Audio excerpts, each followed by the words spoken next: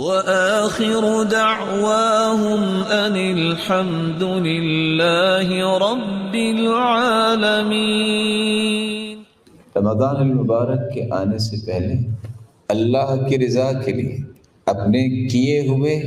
شعور لا شعوری میں گناہ ان کی معافی مانگنے کے لیے شرمندہ ہو جانا، ندامت کے بعد استغفار کرنا، یہ عزم کرنا کہ میرے مالک میں آئندہ سے یہ کام نہیں کروں گا، اور پانچویں بات برے لوگوں کا ساتھ چھوڑ کر نیک لوگوں کی صحبت اختیار کرنا، اور موت کی غرغراہٹ سے پہلے یہ کام کرنا، اچھا سا وضو کر لیجئے، 2 رکعتیں پڑھ لیجئے دل لگا کر،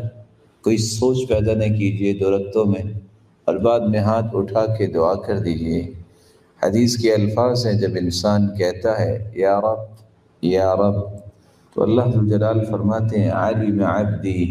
ان لہ ربا یغفر الذنوب، میرے فرشتوں آج میرے اس بندے کو پتہ چل گیا ہے کہ اس کا کوئی رب ہے جو معاف کرنے والا ہے، میرے فرشتوں گواہ رہنا میں نے اسے معاف کر دیا ہے۔ اور ساتھ کیا فرماتے ہیں، عبدی اعمل ما شئت فقد غفر لک، میرے بندے جو بھی تو نے کیا ہے جو میں نے تمہیں معاف کر دیا۔ اس معافی کے اثرات کیا ہوں گے؟ آپ کے جسم پہ جو بوجھ ہے گناہوں کا ختم ہوگا، آپ کو اللہ عز و جلال وہ قلبی راحت اور سکون عطا کریں گے، بلکہ نہ چاہتے ہوئے جہالت کی وجہ سے جو گناہ ہوئے، جب انسان سچی توبہ کر لیتا ہے اور پھر عمل صالح کی طرف قدم بڑھاتا ہے، تو اللہ نے ایک خوشخبری سنائی ہے، إِلَّا مَن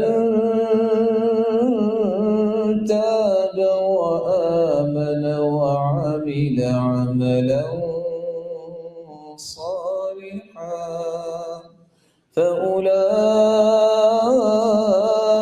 يُبَدِّلُ اللَّهُ سَيِّئَاتِهِمْ حَسَنَاتٍ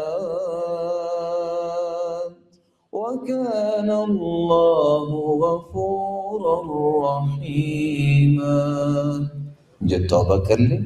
عمل صالح شروع کر دے، اللہ عز و جلال فرشتوں کو حکم دیتے ہیں، اس کی 50-60 سال زندگی گناہوں میں گزری ہے، ایسی فونٹ لگاؤ کہ ان گناہوں کو نیکیوں میں کنورٹ کر دو، اللہ اس سے بھی نیکیاں بنا دیتا۔ اس سے بڑی رحمت کیا ہو سکتی ہے کہ میرا مالک صرف معاف نہیں کرتا، ان گناہوں کو بھی نیکیوں میں تبدیل کر دیتا۔